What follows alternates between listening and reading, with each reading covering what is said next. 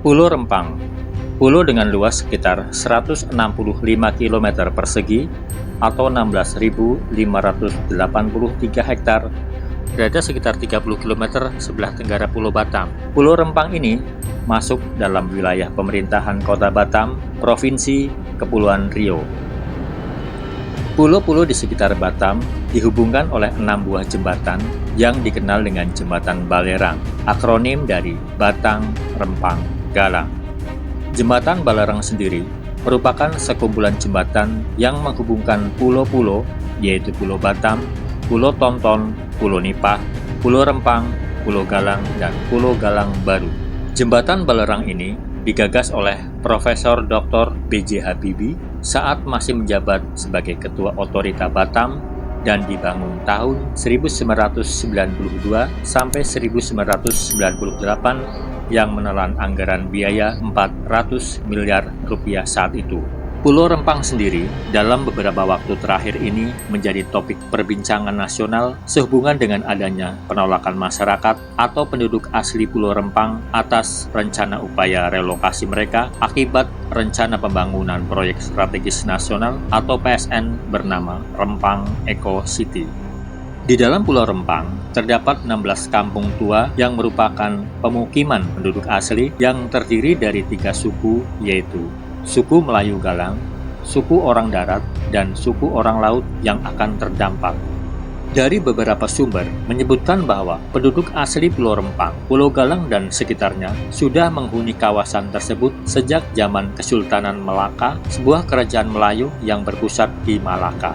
Banyak yang menyatakan orang Melayu dan Pulau Rempang dan Galang baru ada di tahun 1834, padahal orang Melayu yang berdiam di sana sudah ada jauh dari tahun tersebut, ujar Dedi Arman, seorang peneliti sejarah Pusat Riset Kewilayahan dari Badan Riset dan Inovasi Nasional atau BRIN. Ia menyatakan pada tahun 1722 sampai 1818, pusat pemerintahan Temenggung Rio Lingga dipindahkan dari Hulu Riau atau Tanjung Pinang ke Pulau Bulang, dekat Pulau Rempang dan Galang. Menurutnya, ini adalah salah satu bukti bahwa Pulau Rempang, Galang, dan sekitarnya sudah lama didiami atau ditinggali oleh orang Melayu Galang, orang darat, dan orang laut. Dari catatan historis lainnya, pada tahun 1829, Sultan Rio Lingga saat itu yaitu Sultan Abdul Rahman memberikan kuasa kepada Raja Isa atau Nong Isa untuk memimpin Nongsa, yaitu Pulau Batam, Galang, Rempang, dan sekitarnya. Penyerahan kuasa ini merupakan bukti bahwa Pulau Batam dan sekitarnya sudah banyak dipadati masyarakat pada tahun 1829. Suku orang laut atau lebih dikenal dengan orang laut merupakan salah satu suku asli di Pulau Rempang.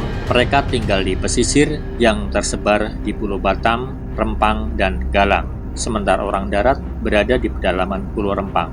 Dalam kitab Tufat Al-Nafis yang ditulis oleh Raja Ali Haji tahun 1885, salah satunya dijelaskan bahwa penduduk Pulau Rempang, Galang, dan Bulang adalah keturunan dari prajurit-prajurit atau laskar Kesultanan Rio Lingga yang sudah mendiami pulau-pulau tersebut sejak tahun 1720 di masa pemerintahan Sultan Sulaiman Badrul Alam Shah I. Pada Perang Riau I yang terjadi tahun 1782 sampai 1784, sebagai prajurit dari Raja Haji Fisabilillah, mereka berperang melawan Belanda, dan pada Perang Riau II tahun 1784 sampai 1877 yang dipimpin oleh Sultan Mahmud Riyad Shah, mereka juga berperang melawan Belanda.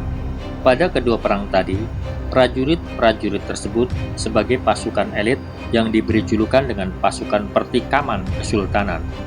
Ketika Sultan Mahmud Riyad Shah memindahkan pusat pemerintahan ke Daik Lingga pada tahun 1787, Pulau Rempang, Galang, dan Bulang dijadikan sebagai basis pertahanan terbesar dari Kesultanan Rio Lingga.